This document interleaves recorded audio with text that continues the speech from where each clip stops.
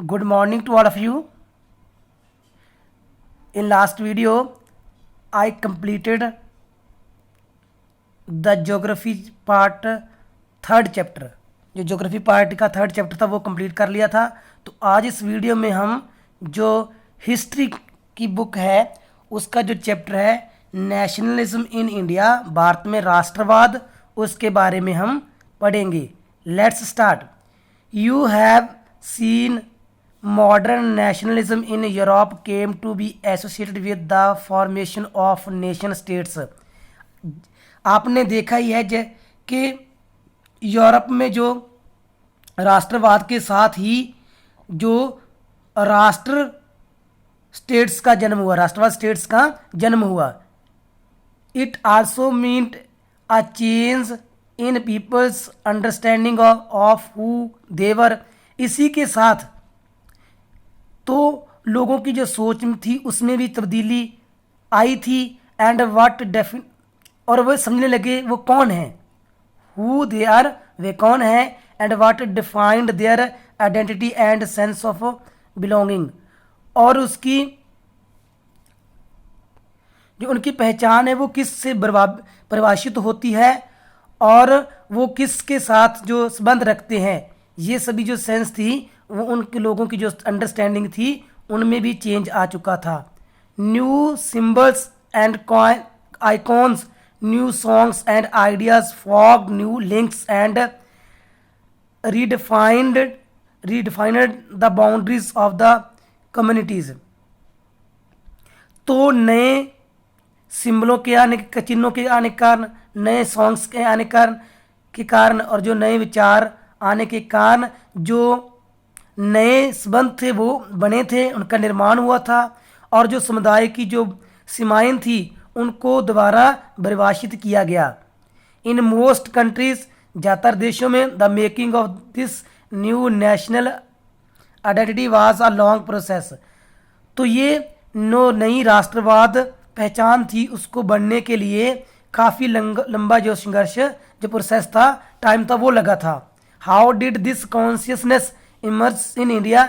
ये जो पुनर्जागरण था, चेतना थी, वो भारत में कैसे पैदा हुई थी. In India as in Vietnam and many other colonies. India में और जो बहुत सारे उपनिवेशिक, द ग्रोथ, उपनिवेशकों में the growth of modern nationalism is intimately concern to the anti colonial movement. तो जो राष्ट्रवाद की, जो आधुनिक राष्ट्रवाद की निर्माण था, वो जो उपनिवेशक के ओपोजिट, विरोध में जो आंदोलन थे उसके साथ इसका गहरा संबंध था, उससे ये जुड़ी हुई थी. People begin discovering there unity in the process of their struggle with colonialism. जब लोगों ने उपनिवेशकों के विरुद्ध जो संघर्ष शुरू किया था, आंदोलन शुरू किया था, तो उसमें लोगों ने अपनी एकता को पहचानना स्टार्ट कर दिया था.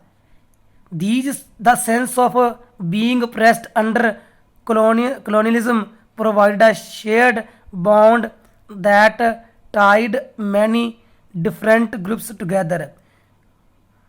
तो जो प्रेस्ड, जो दमन की नीति थी जो कि उपनिवेशिक शासन में की जाती थी, उन्होंने बहुत सारे जो डिफरेंट अलग अलग ग्रुप थे उनको एकता में एकत्र करने का काम किया था इनकी नीति ने.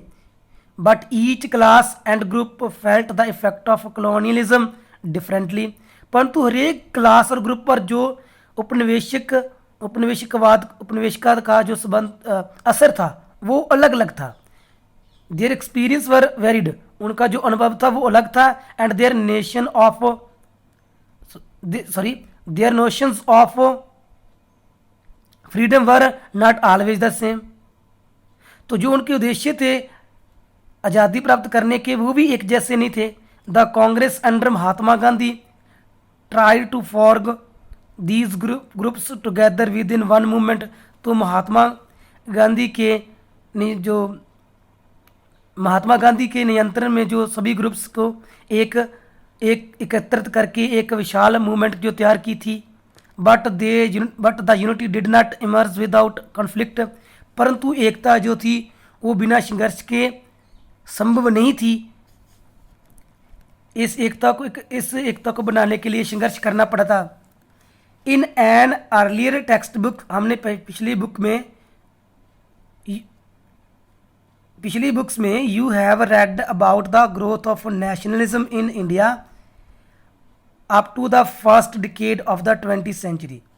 तो 20th सेंचुरी के पहले 10 दहाके में जो इंडिया में राष्ट्रवाद का जन्म के बारे में आपने पढ़ा था। इन दिस चैप्टर, इस चैप्टर में we will pick up the story from the 1920 century and the study the non corporation and civil disobedience movements. तो इसमें हम 1920 से जो सेंचुरी है उसके आगे से आगे के बारे में जानेंगे, और जो नॉन कॉरपोरेशन थी और सिविल डिसऑबीडियंस मूवमेंट्स थी उनके बारे में पढ़ेंगे हम। वी विल एक्सप्लोर, हम ये जांचेंगे how the Congress sought to develop the national movements.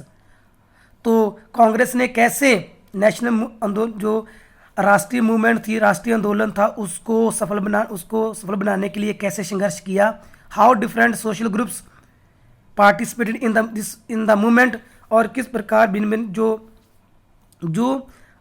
भिन्न प्रकार के सामाजिक ग्रुप थे उन्होंने कैसे पार्टिसिपेट किया था, भागीदारी ली थी।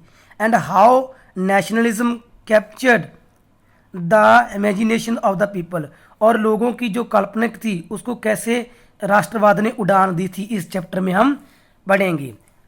तो इस वीडियो में इतना ही रीड करेंगे। Thanks, have a nice day.